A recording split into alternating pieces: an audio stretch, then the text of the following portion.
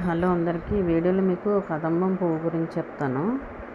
కదంబం పువ్వు అనేది లక్ష్మీదేవితో కూడా ఒక ప్రత్యేక సంబంధం కలిగి ఉంటుందన్నమాట.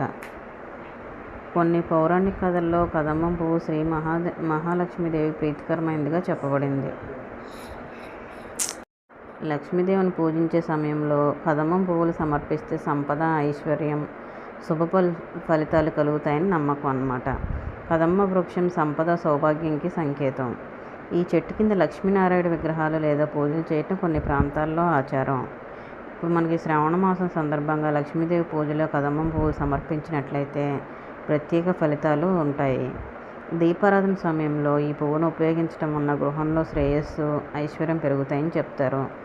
దీనికి ఇంకొకటి కూడా ఉంది పురాణాల్లో. శ్రీకృష్ణుడి గురించి. గోకులంలో శ్రీకృష్ణుడు గోపికలతో కదంబ వృక్షం కింద ఆడుకునేవాళ్ళట. కదంబం చెట్టు ఆయనకి ఇష్టమైందని భాగవత పురాణంలో పేర్కొనబడింది. కొన్ని చోట్ల పార్వతీదేవికి కదంబం పువ్వులు సమర్పిస్తారు.